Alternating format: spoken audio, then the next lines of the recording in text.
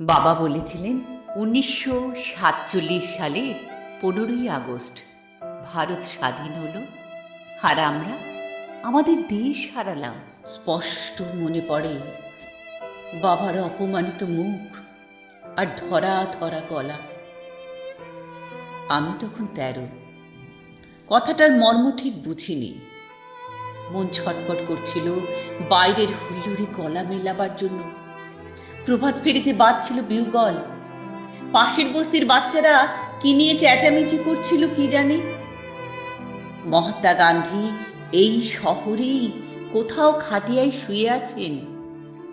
কে যেন বলছিল তিনি খুব কাঁদছেন। আমার মা ছলছলে চোখে বলে উঠলেন, চাঁপা ফুলের গাছটা আমি নিজের হাতে লাগিয়েছি, এবছর সেই গাছে ফুল ফুটবে, আমি আর দেখতে পাবো না। লাহোর না এলাহাবাদ, কোন শহরের যেন হোটেলের ঘরে বসে গরমে ঘামতে ঘামতে র্যাডক্লিফ নামের এক ইংরেজ কাটাকুটি খেলছেন ভারতের মানচিত্র নিয়ে। তিনি আমার মায়ের ছাপা ফুল গাছের কথা কিছুই জানেন না। ঝড়ে উড়ে যাবার মতন এক একটা গ্রাম চলে যাচ্ছে সীমান্তের এপারে ওপারে। কারো রান্নাঘর গিয়ে পড়ল নতুন দেশে, কোনো গৃহস্থের গোয়াল ঘর রয়ে গেল পুরনো রাজ্যে। অনেক নদীও দুভাগ হয়ে গেল। লক্ষ লক্ষ মানুষের জীবন তছনছ হয়ে গেল স্বাধীনতার মূল্য দিতে গিয়ে। পাঞ্জাব ও বাংলা, যেখানকার ছেলেরা জীবন পণ করে সবচেয়ে বেশি লড়াই করেছে দেশের মুক্তির জন্য, সেই দুটো রাজ্যই কেটে ফেলে বইয়ে দেওয়া হলো রক্তগঙ্গা। আমার কাকা আন্দামান জেল থেকে ফিরে এলেন ঠিক 17 বছর পর, যেন রিপ ভ্যান উইঙ্কল। ভেবেছিলেন চোখ মেললেই দেখতে পাবেন পুরনো স্বদেশ। সমুদ্র পেরিয়ে এসে যখন চোখ মেলালেন, কে যেন প্রচন্ড এক খুশি মারল তার চোখে। তিনি দেখলেন র্যাডক্লিফের ছড়িতে দ্বিখণ্ডিত ভূমির যেখানে সেখানে ক্ষত। তিনি দেখলেন মানুষ আর মানুষ নেই, শুধুই হিন্দু কিংবা মুসলমান। ফজল চাচার ঘড়ির দোকান আগুনে পুড়ে ছাই।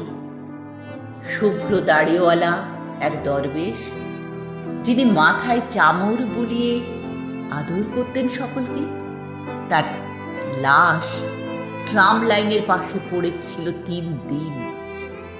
প্রেসিডেন্সি কলেজের কাকা সহপাঠিনী রেহানা সুলতানকে কামড়ে ছিঁড়ে খেয়েছে কয়েকটা রাক্ষস। আর শিয়ালদা স্টেশনের সব প্ল্যাটফর্ম জুড়ে শুয়ে আছে ওপারের গৃহহারা ছিন্নমূল মানুষ। কোন জননীর এক সন্তান মারা গেছে পথে, অনটে খিদে কাচ্ছে, হাতে ভিক্ষের পাত্র, এক পুরোহিত একেবারে নির্বাক। শ্যামলী নামের ধর্ষিতা মেয়েটি রক্তস্রাব বন্ধ হচ্ছে না কিছুতেই।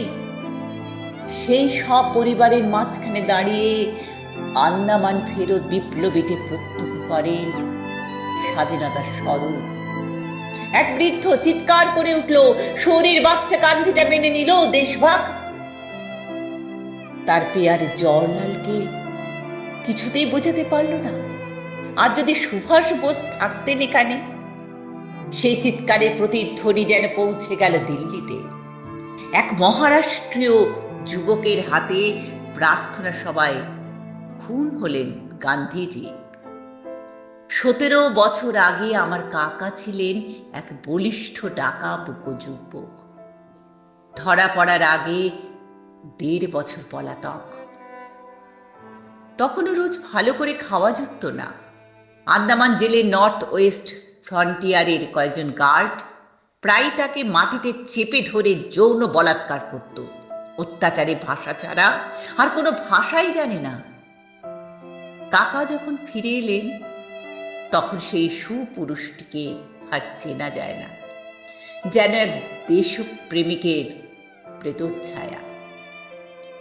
ওকে একদিন ভালো করে খাওয়াবার জন্য ব্যবস্থা হলো। একটা বড় কাঁসার থালায় সুন্দর করে সাজিয়ে দেওয়া হলো ভাত, আর কয়েকটা বাটিতে সোনামুগ ডাল, ঝিঙে পোস্ত, ভাপা ইলিশ আর গলদা চিংড়ি। মাটিতে পেতে দেওয়া হলো আসন। সেই আসনে বসে বেশ কিছুক্ষণ চুপ করে রইলেন কাকা। তার চোখ দিয়ে গড়িয়ে পড়তে লাগলো জল। একটু পরেই ভাতের থালাটি ঠেলে সরিয়ে উঠে পড়লেন।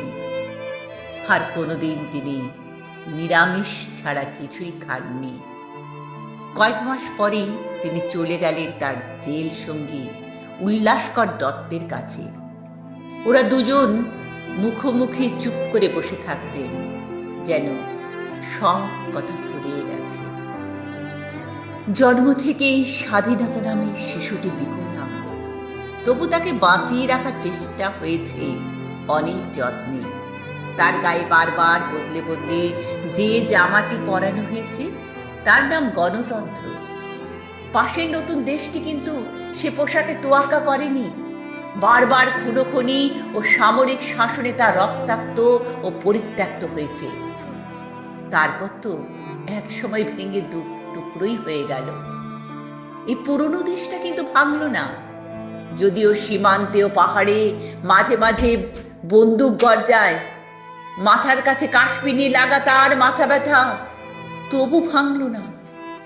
অনেক ফুটো ফাটা ও তাপড়ি মারা হলেও সেই আলখাল্লাটা গায়ে ঠিকই জড়ানো আছে। মানুষের বয়স আর দেশের বয়স তো এক নয়। 60 বছরেও এ দেশ সবে মাত্র কৈশোরে পা দিয়েছে। হাত পাগুলো ঠিকঠাক হয়েছে, কথা ফুটেছে মুখে। খেলাধুলো খুব একটা পারে না, কিন্তু গান টান গায় বেশ। আর একদিন চাঁদের দিকে একটা রকেট ছুড়ে দেবে। মৃত্যুর আগে বাবা বারবার বলেছিলেন কাতর ভাবে, আমি বাড়ি যাব, আমাকে একবার বাড়িতে নিয়ে চল। আমরা তা পারিনি।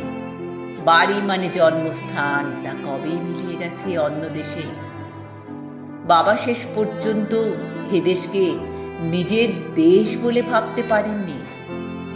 আমার ছেলের কাছে ওই সব গল্প কথা আর পুরনো ইতিহাসের কোনো মূল্যই নেই। মানুষ ইতিহাস নিয়ে বাঁচে না, বর্তমান নিয়ে বাঁচে। বাবা কাকারা সব মিলিয়ে গেছেন অতীতে। আমাদের মনে স্মৃতির দুঃখ বিলাস ফিরে আসে মাঝে মাঝে।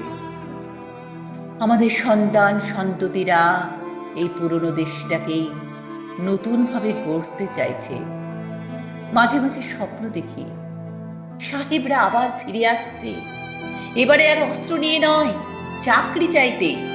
একটা আন্তর্জাতিক এলিট স্কুল খোলা হয়েছে আমাদের রাজধানীতে। সেখানকার ছাত্র বিভিন্ন দেশের রাষ্ট্রপতি ও সেনাপতি, তাদের শেখানো হচ্ছে গণতন্ত্র। বিভিন্ন ধর্মগুলোকে বাড়ির মধ্যে বন্দি করে রেখে প্রকাশ্য রাস্তায় সব মানুষই আবার মানুষ হয়েছে।